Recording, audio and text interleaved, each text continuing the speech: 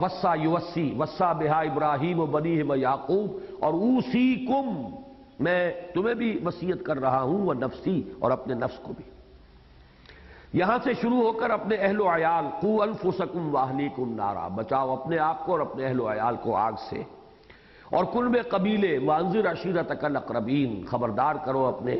قریبی رشتہ داروں کو، سے ہوتے ہوئے اپنی قوم، یا قوم اعبدوا اللہ، اور پھر پوری نوع انسانیت لتکونوا شہداء علی الناس تک پہنچنا چاہیے۔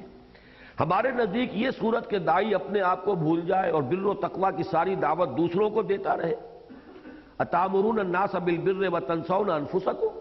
یا اپنے خاندان اور کلب قبیلے کو تو بھول جائے اور دور دراز کے لوگوں میں ہدایت کی سوغات بانٹنے کے لیے اٹھ کھڑا ہو، نہایت خطرناک مرض کی علامت ہے۔ دعوت کے عمل کا صحیح نہج یہ ہے کہ الاقرب فالاقرب کے اصول پر آگے بڑھے، اور جس سے جتنی قربت اور محبت داعی کو ہو، دعوت و تخاطب میں اسی قدر اسے مقدم رکھا جائے۔ اس سلسلے میں یہ خیال البتہ صحیح نہ ہوگا کہ ایک مرحلے کی تکمیل کے بعد ہی دوسرا مرحلہ شروع کیا جائے۔ مطلوب صرف یہ ہے کہ دعوت کے عمل کو ایک فطری تدریج اور حسین تناسب کے ساتھ اپنی ذات، اہل و عیال، کنبے قبیلے اور پھر عوام الناس تک بڑھنا چاہیے۔ اس کا مطلب کیا ہے سمجھ لیا آپ نے؟ مثلا حضور اگر یہ طے کر لیتے کہ جب تک میرے سارے چچا ایمان نہ لائیں میں کسی اور کو دعوت کیسے دوں، تو وہ تو چچاؤں میں سے نہیں ایمان لایا، ابو لہب تو ایمان نہیں لایا مرتے دم تک، ابو طالب بھی بہرحال ساتھ دیا ہے لیکن ایمان تو نہیں لایا، حمزہ بھی ایمان لائے ہیں تو سن 6 میں، اور عباس ایمان لائے ہیں تو وہ تو غالباً غزوہ بدر کے بعد، یا اگر پہلے لائے ہوئے بھی تھے تو چھپایا ہوا تھا اپنے آپ کو، ورنہ تو وہ یعنی کفار کے ساتھ آئے تھے اور اسیران جنگ میں تھے غزوہ بدر میں۔ تو یہ مطلب نہیں ہے کہ اس طرح سے جب تک نہ ہو جائے، بھائی اگر ہے سب بھائی نہ آئے تو آپ آگے نہ بڑھیں، نہیں، آپ کی طرف سے تدویج یہی ہونی چاہیے۔ باقی تو یہ کہ جس کے اندر وہ مادہ ہے، استعداد ہے، وہ آئے گا، باقی نہیں آئے گا۔ لیکن یہ کہ اس سب کو پھلانگ کر آدمی جو ہے دور دراز دعوت اور تبلیغ ہو رہی ہے، تو یہ تو سنت نبوی ختم نہیں۔ اس سلسلے میں ہمیں اپنی اولاد اور فی الجملہ نئی نسل کے بارے میں خصوصی توجہ اور اہتمام سے کام لینا ہوگا،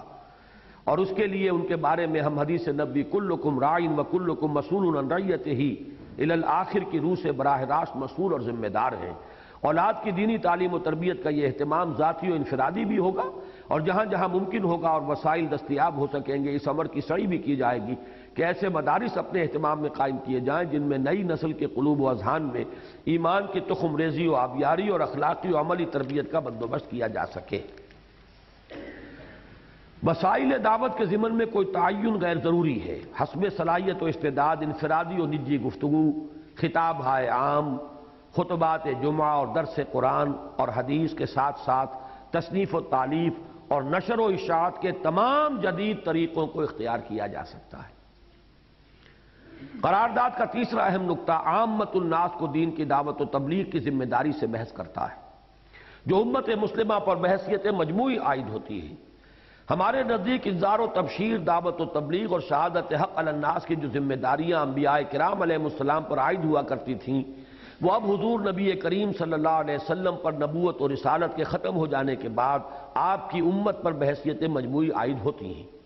اول اس امت نے خلافت علی منہاج النبوہ کے نظام کے تحت اپنی ذمہ داری کو اجتماعی حیثیت سے ادا کیا۔ خلافت علی منہاج النبوت کے خاتمے کے بعد بھی ایک عرصے تک مسلمان حکومتیں اس فرض منصبی کو ادا کرتی رہیں۔ اس کے بعد ایک طویل عرصے تک اتقیاء و صلحاء یعنی اولیاء اللہ اور صوفیاء ذاتی طور پر دور دراز علاقوں میں پہنچ کر دین کی دعوت و تبلیغ کا فریضہ سر انجام دیتے رہے۔ ادھر عرصے سے یہ سلسلہ بھی تقریباً ختم ہو چکا ہے، اور امت مسلمہ بحیثیت مجموعی کتمان حق کے جرم کی مجرم ہو رہی ہے۔ ہم حق کو چھپا رہے ہیں۔ یہ پہلے پارے کے آخر میں آیت آئی ہے وَمَنْ أَظْلَمُ مِمَّنْ كَتَمَ شَهَادَةً عِنْدَهُ مِنَ اللَّهِ وَمَا اللَّهُ بِغَافِلٍ عَمَّا تَعْمَلُونَ۔ اس شخص سے بڑھ کر ظالم کون ہوگا جو چھپا لے گواہی کو جو اس کے پاس ہو اللہ کی طرف سے۔ یا اللہ کی طرف سے گواہی ہے ہمارے پاس یہ دین، ہمیں گواہی دینی ہے اس دین کی، اور ہم چھپائے بیٹھے۔ اور صورتحال یہ ہے کہ امت کی تمام اجتماعی سرگرمیاں صرف اپنے دفاع اور دنیاوی ترقی اور استحکام تک محدود ہیں۔ کچھ تھوڑا بہت دینی رنگ کسی اجتماعی سرگرمی میں ہے بھی تو وہ محض امت کی داخلی اصلاح کی حد تک محدود ہے۔ ہمارے نزدیک یہ صورتحال تشویشناک ہے، اور اس سے نہ صرف یہ کہ اخروی باعث پرس کا اندیشہ ہے، بلکہ ہماری رائے میں ہماری دنیاوی نکبت و ذلت کا اصل سبب بھی یہی ہے۔ اس زمن میں ہمارے نزدیک، میں تیزی سے پڑھ رہا ہوں، یہ چیزیں ہماری گفتگو میں آئی ہیں بار بار، اب جو خاص طور پہ آ رہی ہیں ان پر تو نشأۃ ثانیہ میں بات ہو چکی ہے۔ اس زمن میں ہمارے نزدیک اس وقت کرنے کا اہم ترین کام یہ ہے کہ ایک طرف ادیان باطلہ کے مذمومہ عقائد کا مؤثر و مدلل ابطال کیا جائے، اور دوسری طرف مغربی فلسفہ و فکر اور اس کے لائے ہوئے زندقہ و الحاد اور مادہ پرستی کے سیلاب کا رخ موڑنے کی کوشش کی جائے،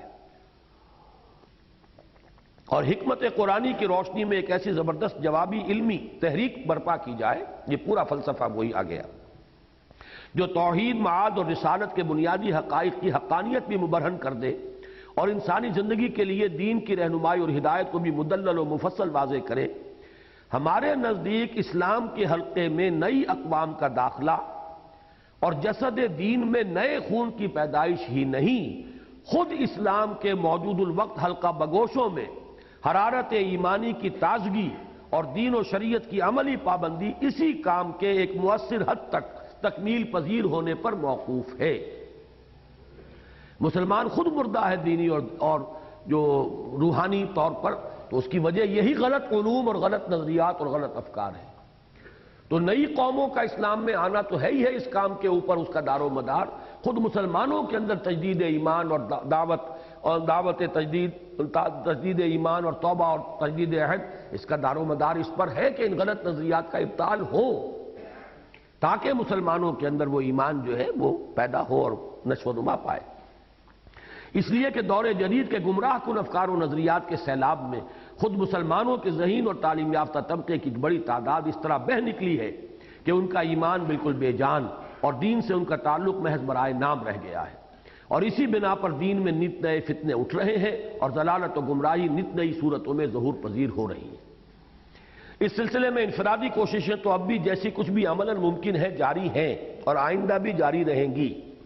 ضرورت اس کی دائی ہے کہ جیسے بھی ممکن ہو وسائل فراہم کیے جائیں اور ایک ایسے باقاعدہ ادارے کا قیام عمل میں لایا جائے جو حکمت قرآنی اور علم دینی کی نشر و اشاعت کا بھی کام کرے، اور ایسے نوجوانوں کی تعلیم و تربیت کا بھی مناسب اور مؤثر بندوبست کرے جو عربی زبان، قرآن حکیم اور شریعت اسلامی کا گہرا علم حاصل کر کے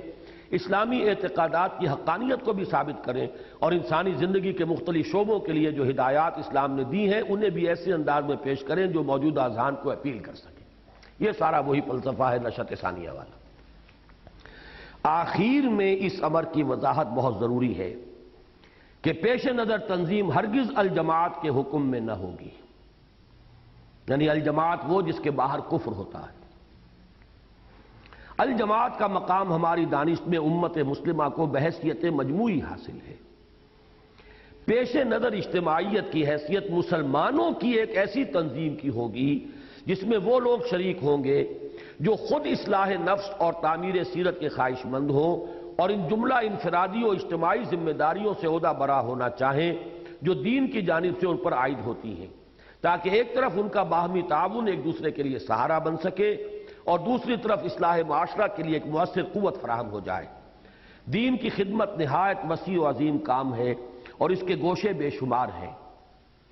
ہم ان تمام جماعتوں اور اداروں کو قدر کی نگاہ سے دیکھتے ہیں جو کسی بھی گوشے میں دین کی خدمت کا کام کر رہے ہیں، اور انشاءاللہ ان کے ساتھ ہمارا رویہ تعاون و تائید ہی کا ہوگا۔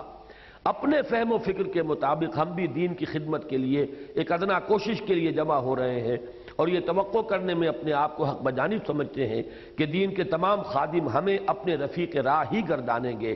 اس تصریح کی ضرورت اس لیے بھی ہے کہ ہم واقعتاً تمام دینی عناصر خصوصاً علماء کرام کے تعاون کی شدید احتیاج محسوس کرتے ہیں۔ وآخر دعوانا ان الحمد للہ رب العالمین۔